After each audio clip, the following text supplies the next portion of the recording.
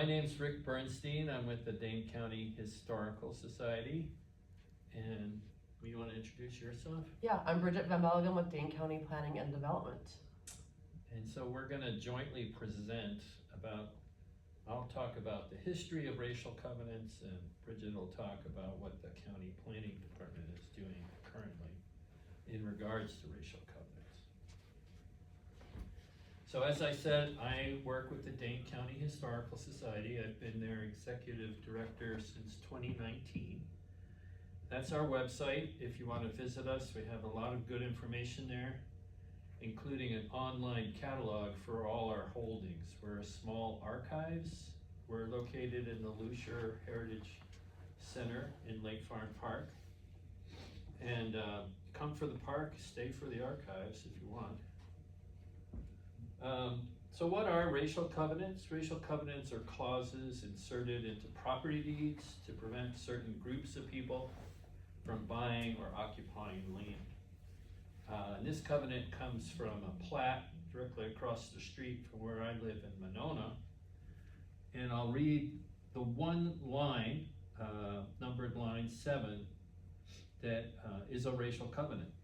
Only members of the Caucasian race shall use or occupy any dwelling on said plat, excepting that this covenant shall not prevent occupancy by domestic servants of a different race employed by an owner or tenants.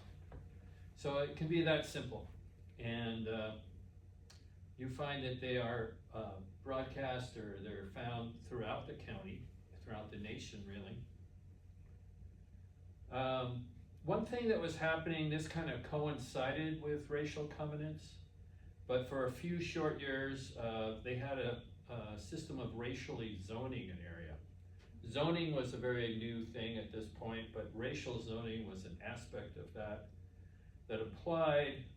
If a block was all white, you couldn't sell to a black person. If a block was all black, you couldn't sell to a white person. So the idea was just to separate or segregate the city by city block. And there were only a handful of cities, mostly in the South, that used these, but in 1917, they were challenged in the Supreme Court in Buchanan versus Worley, and the decision unanimously found Louisville's racial zoning ordinance unconstitutional, marking the end of that process. But in 1910, there was also parallel to racial zoning. There was the start of the use of racial covenants on a larger industrial scale. And this is a photo of Edward Boughton. He was the developer for Roland Park, a very upscale suburb that was being developed just outside of Baltimore. And Edward Boughton had been thinking about using racial covenants as far back as 1898, when he wrote to his lawyers and said that I have this idea, I want to use it, what do you think? And they wrote back saying it's unconstitutional. It's against the 14th Amendment, which eventually it was found to be. But before, even though the lawyers had warned him about it, he still went ahead and started using them. He was very influential in the development field, and other cities saw what he had done. Particularly there was the Kansas City Country Club development, and Jesse Nichols out there also used racial covenants following this one. And then it started to gain steam and started to be used throughout the country. One of the things Edward Boughton did was he hired Frederick Law Olmsted Jr., the son of Frederick Law Olmsted, the famous landscape architect who had designed Central Park and Lake Park in Milwaukee as two examples. But he was very influential, not just in the development field, but in academia and with other landscape architects. He was a professor at the Harvard School of Design, and there were a number of textbooks that were starting to be developed that talked about racial covenants as a way of preventing lowering prices and inharmonious elements in these all-white neighborhoods. And he's even quoted as saying, "These are designs for people who do not readily intermingle." So he pioneered the use of neighborhood associations, which are used as a way of not only having more and more people sign a covenant to apply to their property, but also as a kind of a police force that would monitor the area in case someone did move in who shouldn't. And they would call the police, or they'd take them to court, and people might lose their house even though they bought it fair and square. Restrictive covenants started to proliferate here in Wisconsin, in Wauwatosa. This is a sign, there was a welcoming sign on the outside of Wauwatosa. There were 31 of them, but this is the only one that survives. They think they were probably scrapped during the war when they were metal drives. But you can see the bottom line there that says restrictive zoning. They were proud of the fact that they had covenants in place, and they saw it as a selling feature, and they would hope more people would take advantage of these, and they'd be able to attract the right people to their neighborhood. On the right is an example in Maple Bluff in 1926. It was a single plat, but again, it took only perhaps one covenant on a single plat, maybe of 100 properties in, that would then prevent black people from buying into that neighborhood.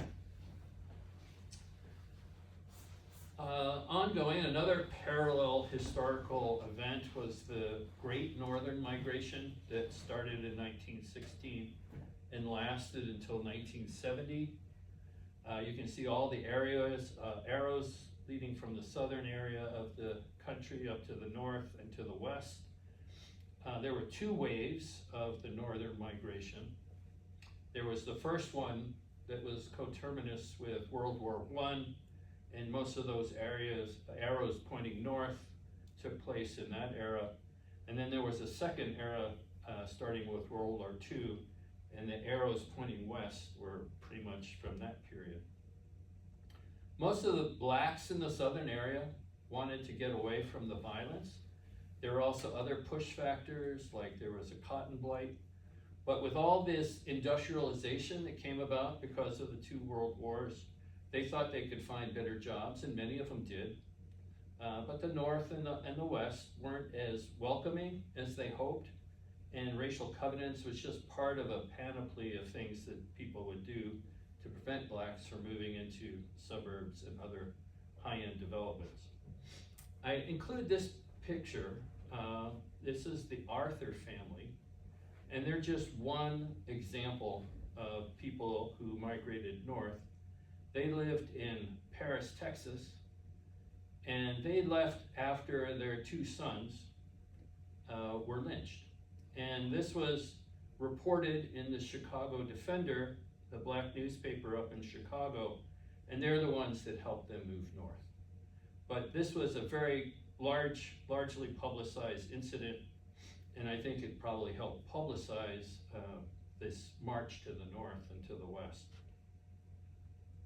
But that would make people nervous. They were afraid of violence in their own community. These race riots kind of started after the northern migration got started, and there were large black populations in places like Chicago. There was a 3-day riot in Chicago. It started with a particular instance at a beach where a black boy had unwittingly moved into the white area in a segregated swimming beach. People threw rocks at him and he was killed, and other people started to be upset about it, but it was only the blacks who were arrested at that point for any kind of infraction of the law. But there was a lot of destruction as a revenge for what they saw as blacks being too uppity. And the town really, I think a lot of the black areas in Chicago were destroyed. In Tulsa, again, there was a black incident where an elevator man may or may not have touched a white woman when she got into the elevator. The black man ran as far as he could, he got away. But there were some black soldiers in the area in Tulsa, and they were upset. They started to fight about it. as a revenge, the entire community of Greenwood, which was a neighborhood in Tulsa, was destroyed. And this included airplanes that bombed the area. So it was an all-out war against that black neighborhood as a result of that black incident. Racial covenants were contested. They went as far as the Supreme Court in 1926. There was a black couple that wanted to buy a white townhouse in Washington, D.C. They were able to buy it, but they were challenged in court, went to the Supreme Court, and they lost. The Supreme Court said these are personal contracts between people, and they are private actions, and the Supreme Court and the Constitution do not apply to that kind of case. We'll see later the Supreme Court kind of changes their mind about that. In 1933, there were a bunch of New Deal housing projects, and the Federal Housing Administration started to require racial covenants for any FHA guaranteed loan. So that really proliferated the use of racial covenants. And this map was also part of a New Deal program, Homeowners Location Company. And they did maps like this for many cities. This is one here in Madison. And the green areas were the upper class areas and the least risk. The red areas were most risky and included foreign-born or black residents.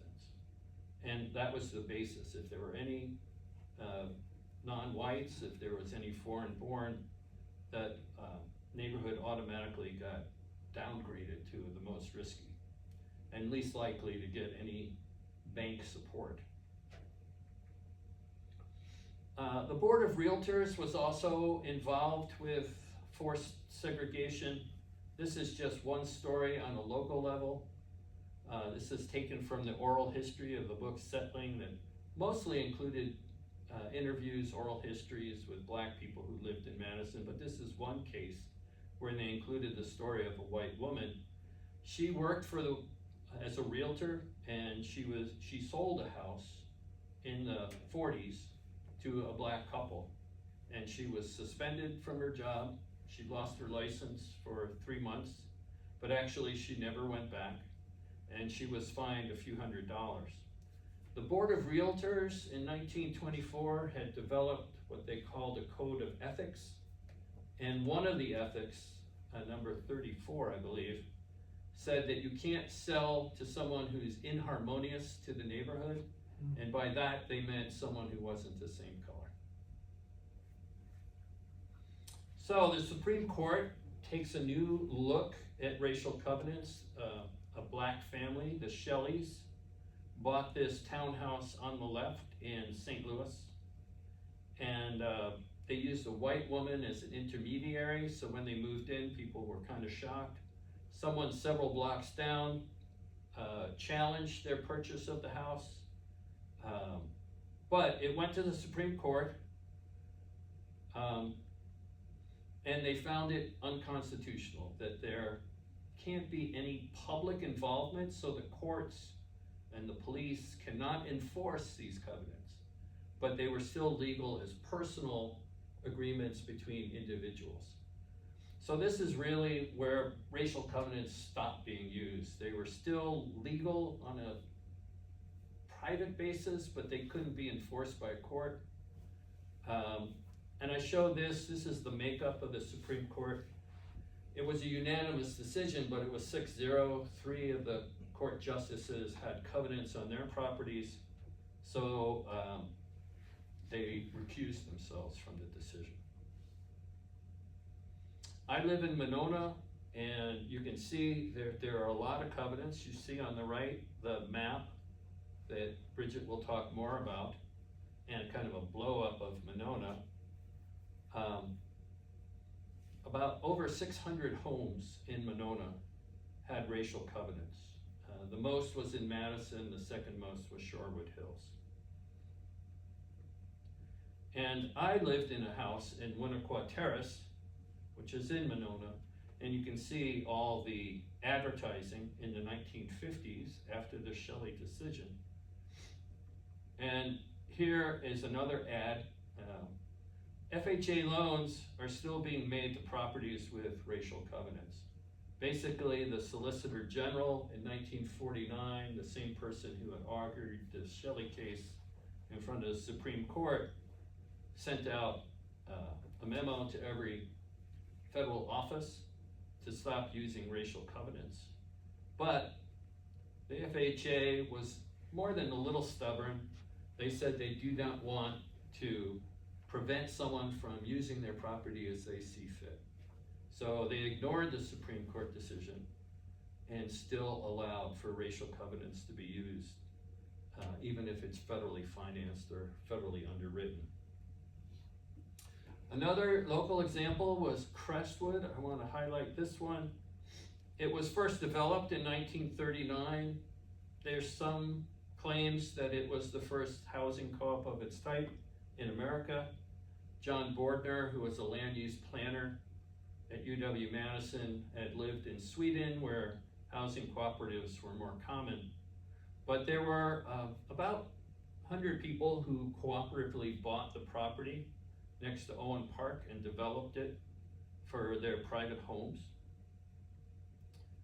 And in 1950, Carson Gully, who was well known for his cooking and his recipes at the UW-Madison, tried to buy this home that he eventually was able to build on. But there were covenants on the property, and it took a vote by the entire board or the entire membership of the co-op to allow Carson Gully to live there. So they basically had a covenant on all of Crestwood because it was an FHA underwritten loan, and Carson Gully was able to buy a house. That's the one still there. And that's where he did his broadcast for his cooking show that was on PBS. And what really closed the door on racial covenants was the Fair Housing Act. Racial covenants were no longer valid at that point. I think the last one in Dane County was 1964, 65. But this kind of closed the door. Is that Nixon signing it? No, that's Johnson. Thank you. So on the CD at the desk is Johnson. It doesn't work on the TV. I was born. Oh, okay. So this gentleman here is Edward Brooke, Republican from Massachusetts, and this is Walter Mondale, Thurgood Marshall. But Mondale and Brooke co-wrote the Fair Housing Act. It was very difficult to get it passed.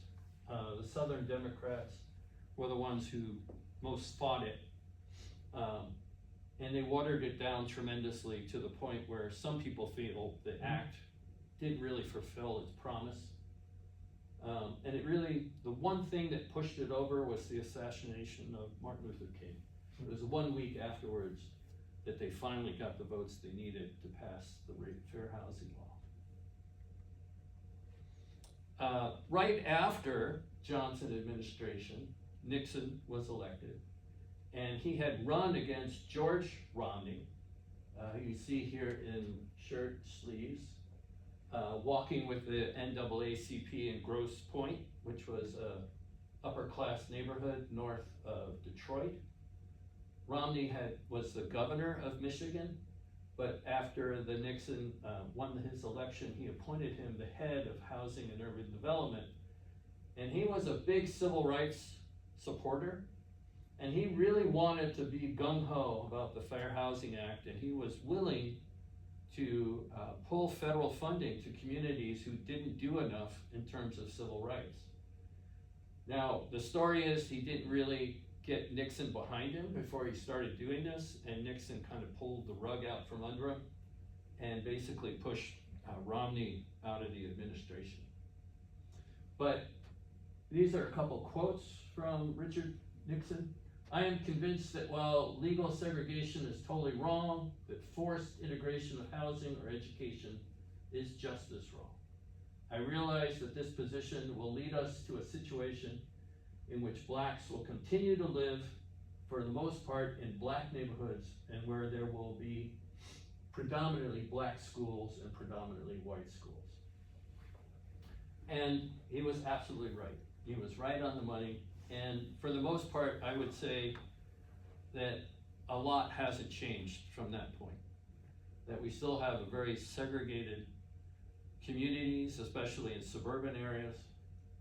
And even though racial covenants are no longer legal, they really did their job. And we can talk about filing things to renounce them, but there's gonna take a lot of work to really turn the tide on what has happened so far. I just wanna mention the thanks to the funders, EVU, Dane Arts, and Dane County Library Service is the recipient of a large endowment that was built by the Humanities and Madison Community Foundation. And so there was a certain amount of funding that spins off every year, and we were able to take advantage of that funding for this program. And now I'm gonna turn it over to my partner, Bridgit. Thanks. Yeah, so Rick and I have been teaming up and combining our presentations because he knows a lot of stuff, and every time actually I learn new information. Some of it gets me like right here. Pardon me. So I gotta keep my composure so I can get through the dry facts, you know. Do what you can. So it's been really fun teaming up going together. Rick also has an amazing like 12 panel, or is it 14? 14 panel display that you've been taking around a bunch of libraries and other events. So if you get a chance to check that out near you, it's called Unjust Deeds. It's on our Dane County webpage and also on the Historical Society webpage. If we're lucky, we might get it in the City County building or the airport too. Oh, wow. I don't know, we kind of made it get another copy, so we can move that one I around. have 2 copies Yeah. now, so. Yeah, so actually if anybody has any ideas for where it could be hanging out, I'm sure we could put it on loan, Let me speaking know. for you. Yeah. Okay, so at the county, we were inspired by some work at other universities. So University of Minnesota had a project called Mapping Prejudice. A few of our staff had learned about it at other conferences and brought the idea back to the county. Interestingly, we are the only, I think, government that's directly doing this work in the nation. I've recently joined up with this National Research Coalition on Racial Covenants, and that seems to be the case. So it's me and a bunch of academics talking about this stuff. So they were inspired by the project. They're like, oh, let's check it out and see if there's any in Dane County. We probably won't find any because we're Dane County, but like it's the same as everywhere else. Okay, so what they did find is that there was some racial covenants. They had a Boys and Girls Club intern, his name is Ippolito. This was his project, and he did like a sampling of 1,700 records and found some, and that provided, he did a little interactive web page. You can access his information through the website, but that basically provided the foundation for continuing to look at the work. And as the county, we have access to all the deeds. So the Office of Information has digital images, so they gave us permission to access all of those. And our records and information team went through 330,000 records from about 1910 to 1969.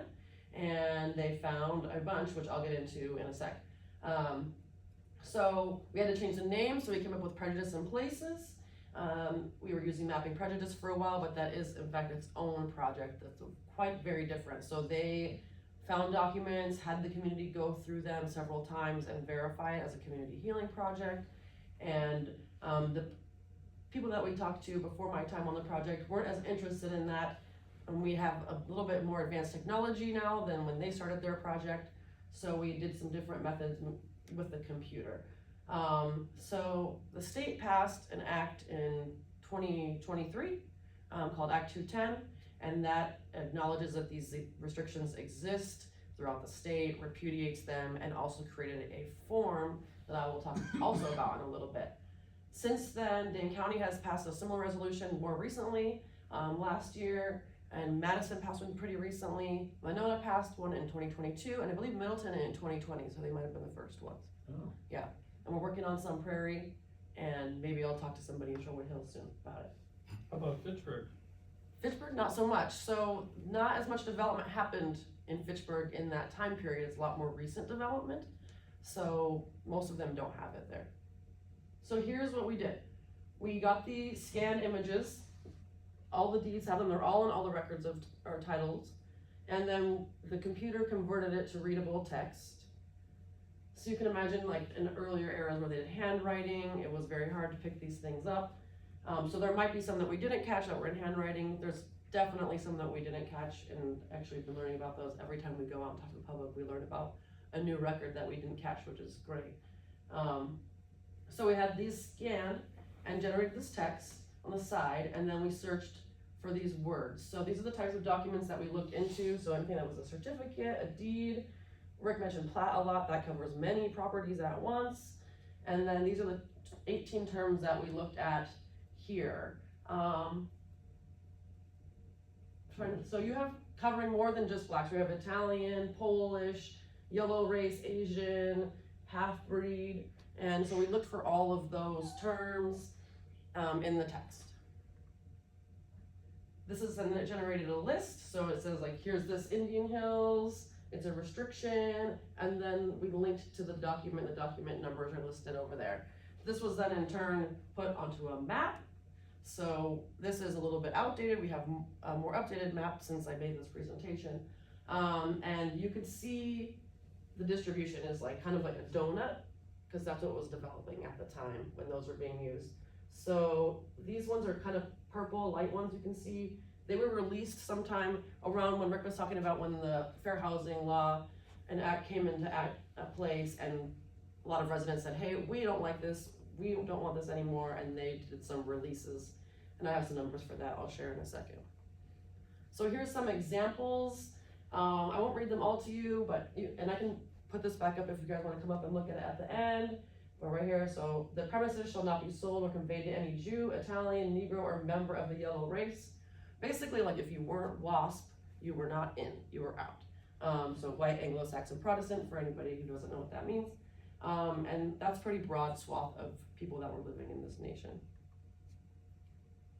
So, oh, my heading is off, but we had 4,000 places. Let me see, here we go.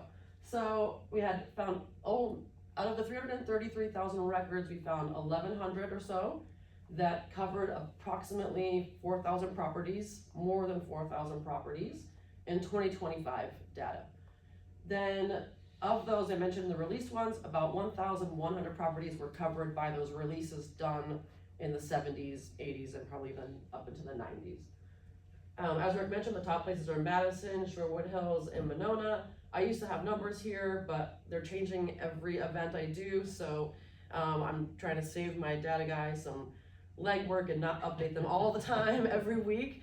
So I also changed the records to percentages, but you can see that most of the documents were here in the 40s, late 40s, 30s, and the 20s. And then we did have a little over 1,000 individual words flagged. So of the 18, these are the ones that we found, which is only 10, so not as many. And I think that's very reflective of who was moving here at the time.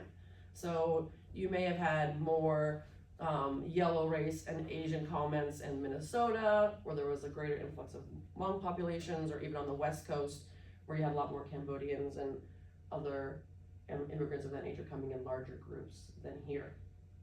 So the most repeated phrase, word for word, only members of the Caucasian race. But you can see that there's more mentions of other words in that, but that word for word was the most repeated across the documents. So I just wanted to share these are the resolutions.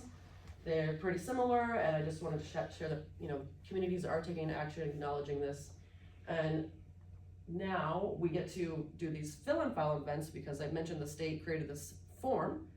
It's a really long name, so I'm not gonna say it out loud, but it's just like repudiating these documents. They're terrible, we hate them.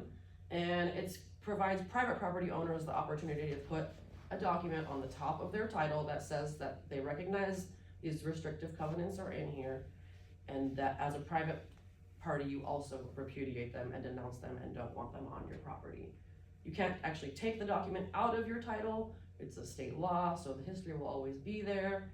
And it's a great debate. Some people are like, take your trash with you. And some people are like, well, we don't want to remove the historical record and whitewash history and make things seem rosier than they were. So the state made that debate easy and said, well, you can't take it off anyway. We're not going to pay the deeds offices all this money to do that for these, here it's 4,000 properties, so imagine statewide, it's even more intense.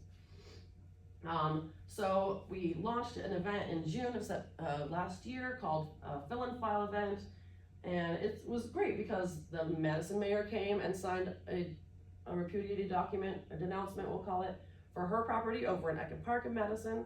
County Executive Agard also had one on her property. Winona Mayor also had one on her property, so they all came to the event, denounced them there publicly, and then that's Patrick Miles, the county board chair, who has been a big proponent of advancing this work and got the resolution passed at the county level. So we have been enabling several different ways now to get people to sign these forms. So one is going to events like this. You went to the Sun Parade Night Market. I might have that on the next slide too, and various other places. And Raskow, the Realtors Association of South Central Wisconsin, has enabled us to have people contact them and do online notarizing, so you don't even have to come into an office. And you can come into our office and schedule an appointment and we'll notarize your document for you. And or you can work with the Wisconsin Realtors Association on their program Close with Purpose, which is really more targeted at people that are buying and selling homes. Our partnership with Raskow and our in-office is for anybody who's coming in. They don't have to be buying or selling their home. They can be coming in at any time and just do that on their property. So we're gonna continue to work together, of course, because this is working out pretty great. And we did create the website and have some property owner guidance. If you go on the website, I'll have a QR code to access that in a little bit. There's an interactive map. You can put your address in there. If it has a black box around it, it means that there's a deed restriction on there for this particular topic. So here are a list of the events that various parties have gone to. So I'm not doing all these by myself, thank goodness. I have a whole team. I've had a bunch of notary volunteers from different law firms, and people come out to support us, so that's been pretty exciting. We have a bunch of things coming up, and I'm always looking to invite include new events and get the word out and educate people about this history. The map on the side, the purple dots, are showing some of the announcements that we've had to date. The last count we had was 57, so we're almost up to 60, and I hope that maybe by the end of the year we can get to 100. I think, with like some of these events, like if we go to, this is the Lake Edge Neighborhood Association in Monona, I imagine we'll get quite a few in that one day, so that'll be pretty exciting. Wow. And Middleton too, so actually Middleton wrote to me and was like, here's our resolution, please put it on your website. I was like, okay, don't forget about us. Good. Yeah, that was good. So here I mentioned we had 50, that's when I had 50 when I put the slide together, but now we have 57. I did work with UW a little bit to find some researchers to do some, they wanted to grab some historic zoning information, transient information, this information, and do some correlative analysis that would hopefully, I was hoping would somehow link to wealth disparities that we see today, because I would say that the covenants and the discriminatory practices of history before us worked well, and it still is very much in full effect. So we've also been trying to provide opportunities for housing access groups to either be at our events with us or direct people to them, and they've been very supportive in our work also. I've been using this Acknowledge, Atone, Act framework to talk about this, so what we're doing right now is part of acknowledging and atoning for that. One of the biggest atoning things that I haven't mentioned somehow is that the Realtors Association of Wisconsin gave us a grant to pay the $30 filing fee for anybody that comes through our office, Raskow, or their office to do the deed filing.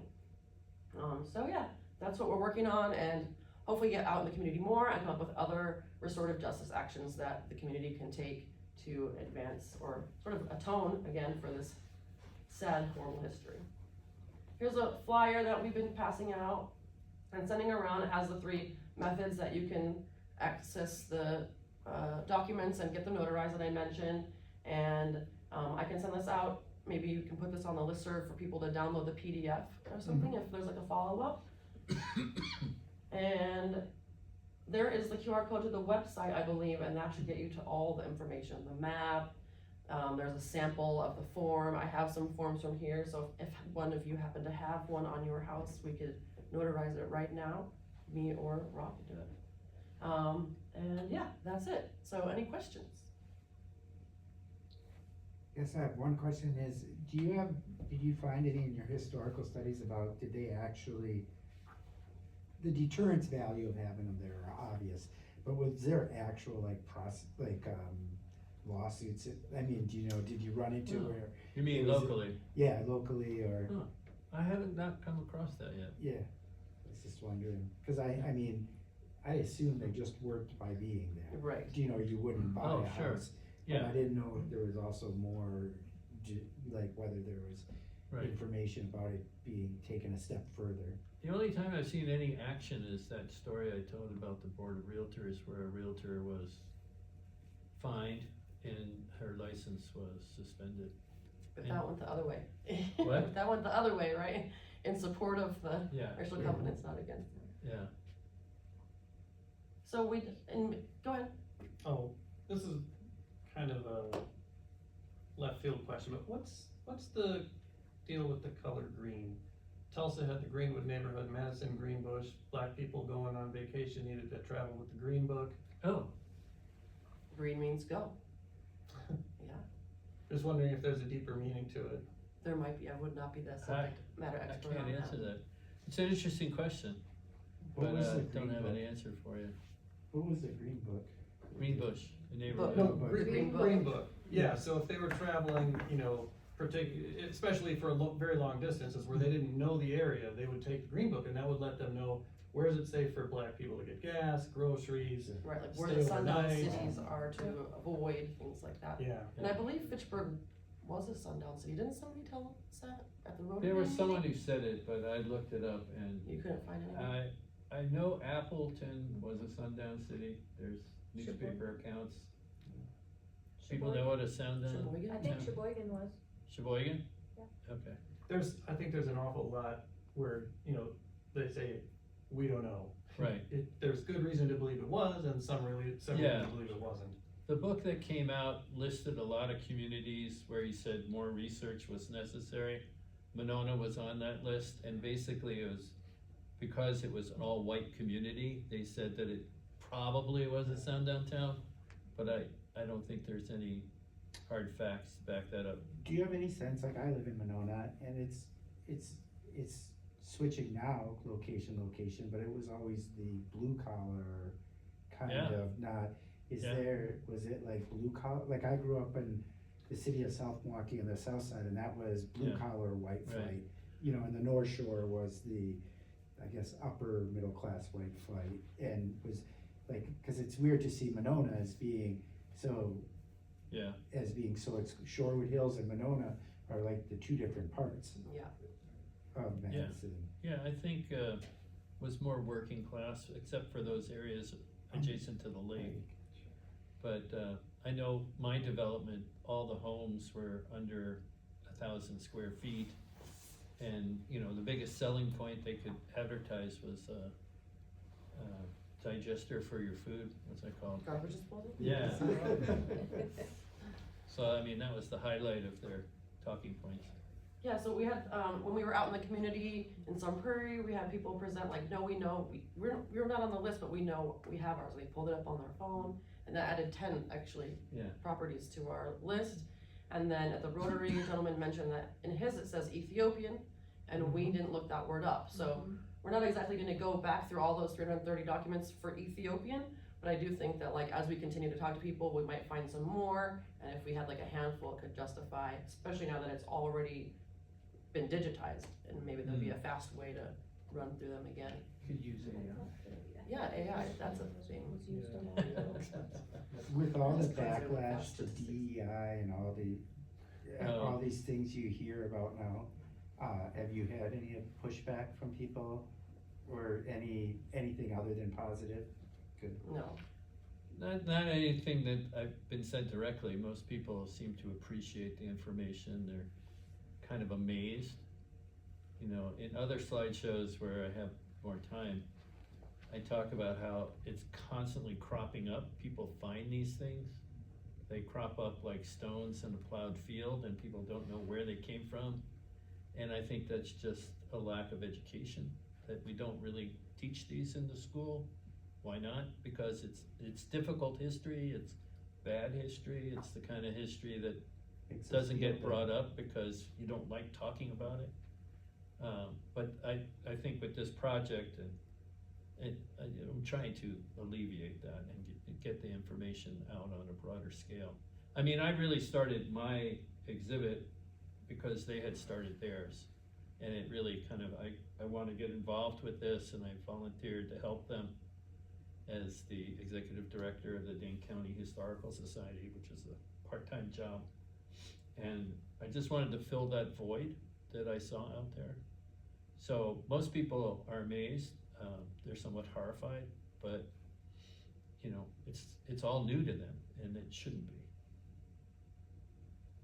I will say that we are willing to work with communities that want me to come present and have Bridgit and people from her department to do those denouncements while they're after the talk. So if there's someone who wants to kind of combine our presentations and hear what we have to say, maybe in a longer format, we'd be willing to couple up and do that. You have a question?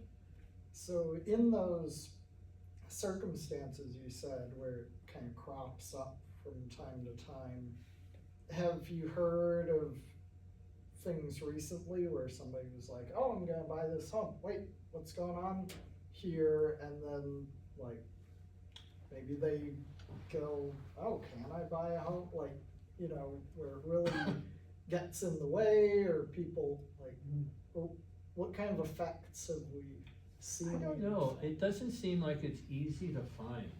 My guess is that when you get all the documents you need for sale, it doesn't include a full title search. Sure. So, I mean, you'd have to go back to the 20s, 30s, or 40s probably to find these covenants. They're probably still there, but it just takes more than a That's how sale 20 to, pages. yeah, Okay. yeah, so more than a sale. Usually it's when people really research their property and they're willing to dig into it that they find these things. Right. Probably some of the newer ones, like from the 50s, are easier to find because they're Yeah. higher up. But you might have more information on that because the realtors would really be the ones that are like at that interface of the person buying a home. And I mean, I think a lot of it too is like the realtors are acknowledging their role and atoning for it in this way, and they see it all the time, and they try to like, you know, not hide it, but like, you know, here's this thing, let's, you know, like, ugh, and then move on. And legally they would not be able to do anything with it. And so if the person felt discouraged, ideally the realtor would say, don't worry, that's not a thing anymore. When you get a title commitment, the insurance, when you buy it, if anybody remembers it, they'll list the exceptions to title, and the exceptions to title will always include the deed restrictions. You know, they say we're not insuring over them. Yeah, And that's a that good phrase point. always says in there, except for racial Really? and They discriminatory. call that out? They call that out because they basically are saying, we don't insure ownership over the deed restriction, Yeah. except for we insure over the racial part, Right, the discriminatory part, which I never thought of, but it is kind of cool, where they're basically saying, not that it could happen, so it's not like real risky, but they're proactively saying, like, we'll ensure you own this, Yeah. regardless of what the covenant says. oh, gotcha. I think another interesting point to make is that I believe like most of them were done by the developers or the lenders, the people who had the financial interest in getting the mortgage paid 20, 25 years later. And some of them will even say in there like, this expires after a 20-year period from this date or something, because that's when the mortgage would have been paid off. Hmm. So that's why I want those researchers to take that pile of them and go through all that and pull out more of that interesting information. So Yeah. hopefully I'll give a presentation to that coalition I mentioned earlier next month, and hopefully I can, What like, would here's be- this nice data set, do What would something. be cool is if we could get the title companies Hmm. to cause it's on every deed restriction, will show up on title, and they could just look at it Oh. and then be at closing with a repudiation. So Yeah. if you wanna do the repudiation, you can do it, and you don't even have to pay for it, it's like the perfect. Yeah. A Right, lot I of think that's those- the point of the Wisconsin Realtors Association campaign, so that's Yeah. what their campaign is trying to do. Yeah. Yeah. But I think the title like, They're right there at the Yeah. point of process.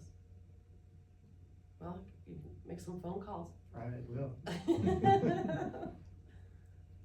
When you were searching for words, did you look for, exclusions for indigenous people, Native Americans? Was that, I don't remember if that was on the list specifically, or? I don't feel like it was on the list.